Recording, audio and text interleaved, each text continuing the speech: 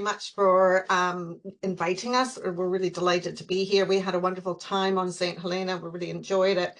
And we found it really fascinating. And the previous talks, we just sort of see so many connections between what other people have been saying and what we were exploring while we were in St. Helena ourselves.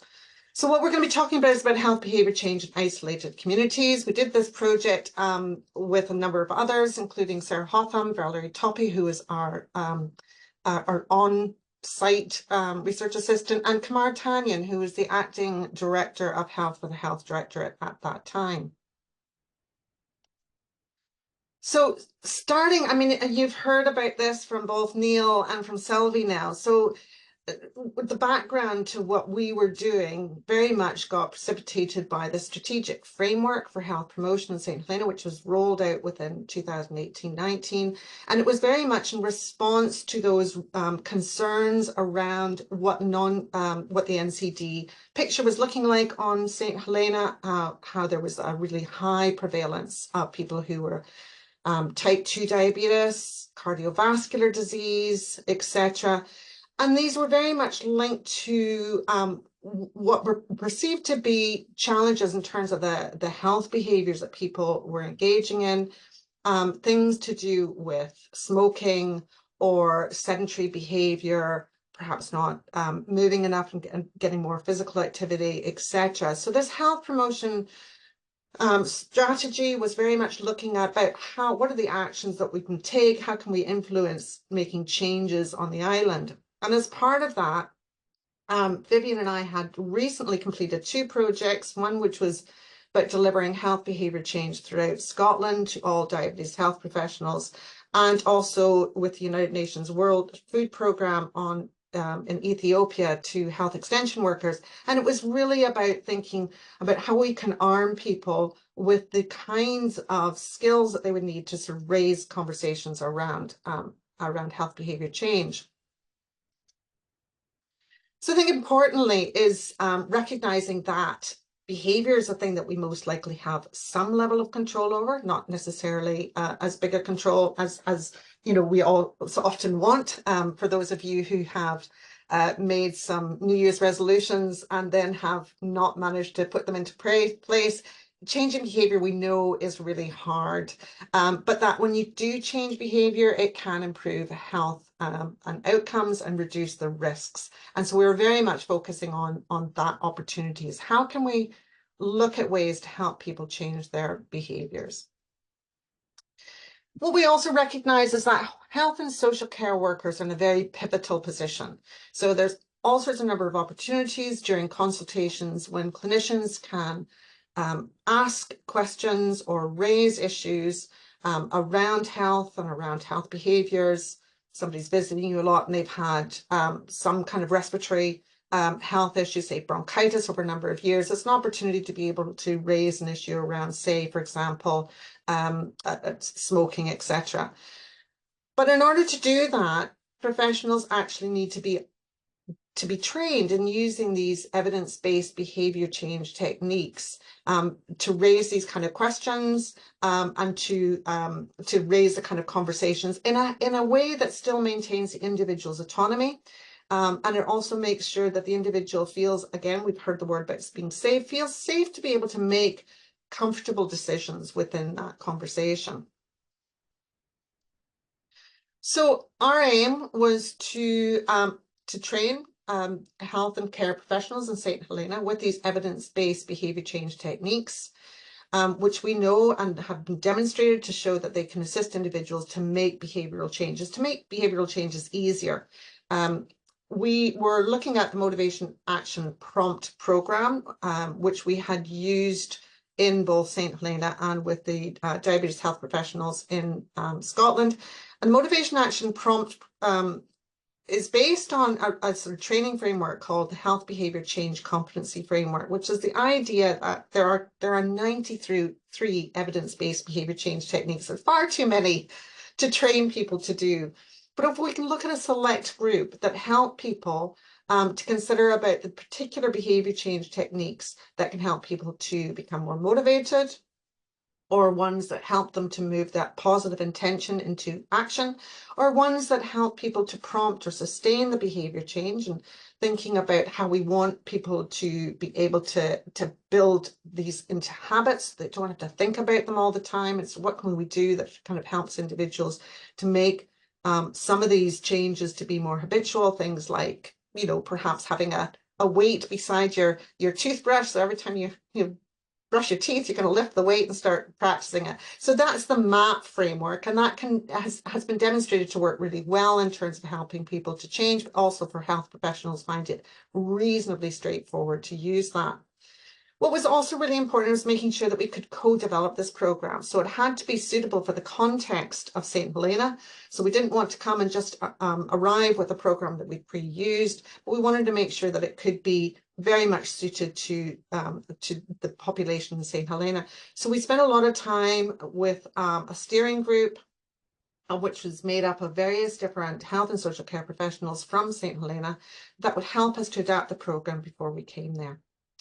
So I'm going to pass over to Vivian now, who's going to talk through our method and results. Thanks, Wendy. I hope people can hear me all right. I sound a bit echoey as well. But so basically what we did is, as Wendy said, we used a collaborative method with working with people from St. Helena to adapt what we'd done before in Scotland to the local context, and to make sure that it was fit for purpose for St. Helena, and not just something that we kind of wheeled in. What we developed was a 2-day training covering both communication skills, so thinking about skills about how to work with people effectively to help them to be more motivated, to take a bit more control, to feel empowered. And Tara talked about self-efficacy, to feel more confident about managing their own health. And we used these BCTs, the behaviour change techniques that you can see on the right-hand side. These are the ones from the MAP programme, and also some motivational techniques to support that in terms of communication. We wanted to measure this to make sure that we knew if it was working, if it was being helpful or not, and I suppose to let us know whether it was actually appropriate in St. Helena.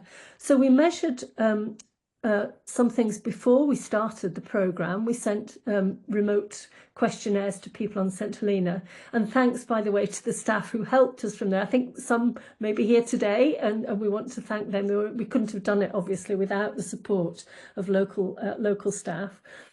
So we sent questionnaires before we started, and then we evaluated how the training had gone immediately post training. So once the 2-day training had finished. Sorry, can you go back again, Wendy? Thank you. And we also looked at, and then we'd aim to do a follow-up after about 3 months after we finished. However, unfortunately, there was a small thing called the pandemic that Wendy will talk about a bit later on, but that had a really big impact on how we could do this evaluation. So the evaluation ended up being 18 months later. What we measured was people's confidence in using the techniques we were training, how important they thought they were, and whether they intended to use them in their day-to-day work, and whether they actually use them or not in some cases. So this is what we measured. We also wanted to find out what some patients thought of the health professionals' use of some of these skills and techniques. So we collected data, again with much help from local staff, in some local health centres before we started the programme, and again 18 months later, and I'll talk a bit about that. And we analysed that to look at pre-post effects. Thanks, Wendy.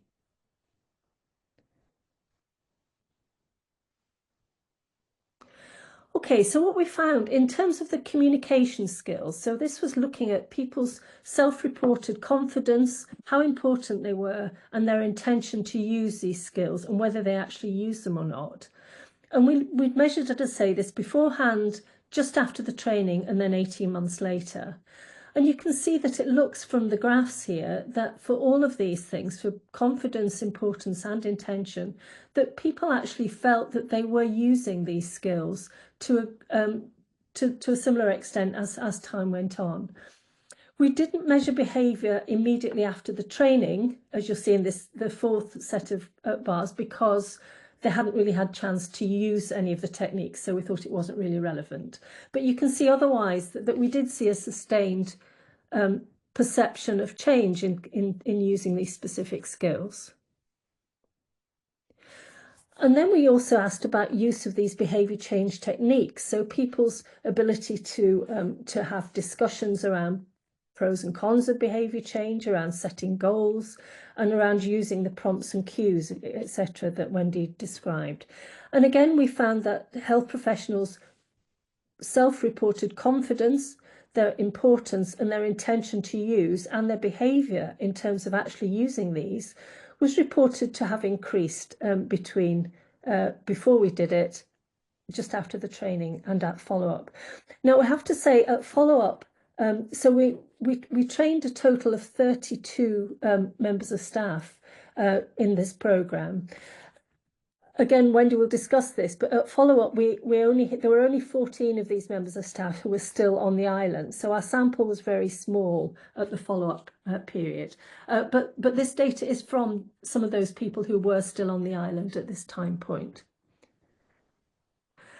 As I said, we also asked patients about health professionals' use of skills. And we measured each of these skills individually beforehand, again in GP surgeries, and then again afterwards. I think what you can see here is that actually the patients, oh, by the way, it wasn't the same group of patients, so we weren't able again to identify the same patients because these were anonymous questionnaires. So it was a different group of patients pre and post, which is obviously a big weakness in the data collection. But what you can see here is that actually patients felt that they were more listened to and that the communication skills were actually better beforehand than afterwards. This may be a result of it being different members of staff. It may be a result of the influence of the pandemic and of changes in the patients. So I don't think we can put great store by this data, but nevertheless, it does indicate that sometimes the things that we do don't necessarily have a long-term impact as we would wish, and we can talk about that. We did see some changes in behaviour change skills, however, and we did see at follow-up that patients reported better use of reminding them to to set goals, to use behaviour change techniques, and to offer and to get support. So there were some changes. 5 minutes, please, Vivi. Yeah, thank you. We asked for qualitative feedback from the training, and the quotes here are from the people who took part in the training. I should also say that they included people from multidisciplinary groups working in health and social care in St Helena, so a few from both primary and secondary care, but also others who are working in public health, in dentistry, in psychology and in social work, so a real broad range of people. And if you read these quotes, you can see that generally people felt that the training had indeed helped them to increase their confidence in delivering these behaviour change techniques and in using communication skills. They said they felt more confident after the training, that they felt they could structure a conversation better and were able to sort of plan and structure their work with patients around behaviour change a little bit more effectively.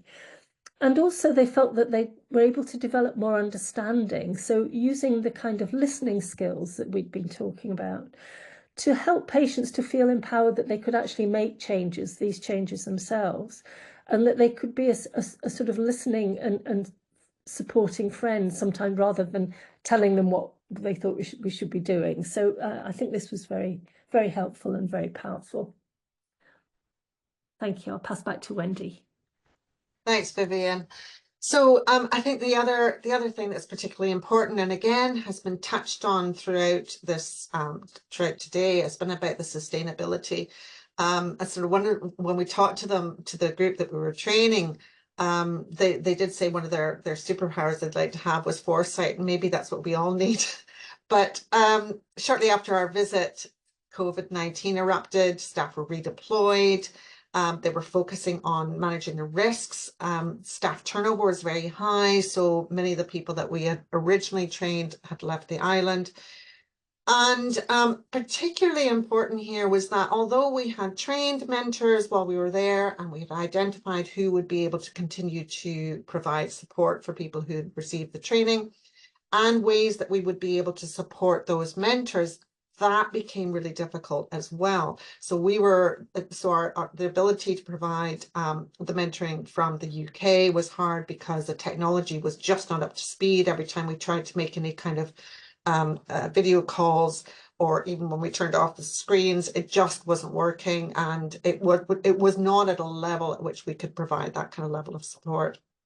And similarly, the people who were mentors were, as I say, also redeployed. So that was a long period of time in which people were not having the level of support that we'd anticipated as part of this program. So that's certainly something that we would have had wanted to see carrying on, and I think that's the challenge for maintaining any training in the future. But I think in terms of conclusions, recommendations, the MAP approach, as we have found elsewhere, is particularly effective. It's accessible, and practitioners particularly like it. They find it easy to use. It still requires practitioner behavior change as well. And as we know, everybody struggles with change, but they do find it kind of reasonably easy to implement. And they found ways of doing that by finding ways of actually prompting their behavior by putting screenshots on or little post-its or things just to remind themselves about how to use a particular behavior change technique. What was also really important is that local support for the delivery of the intervention was very, very positive, and that came throughout the island. We felt incredibly welcomed by everybody. People tended to know we were there, and people were very interested and wanted to become involved. And there was a belief that we would be able to kind of carry this on, but unfortunately, as I say, because of COVID-19 and technology, that was a challenge. But the co-development of the program was ensuring that it was tailored to the community and its unique context. And again, that was a real strength of what we did. And, we would sort of see that as being able to kind of do something like that similarly. Again, as long as the sustainability could be embedded more fully because of the technology, and hopefully not another COVID-19. So the future is maybe capitalizing on the improved telecommunication options, also thinking about psychological methods that help to ensure that that the use of these techniques become a little bit more automatic. So that's it from us. That's our contact details if anybody wanted to be in touch to find out anything more. And thank you very much for having us.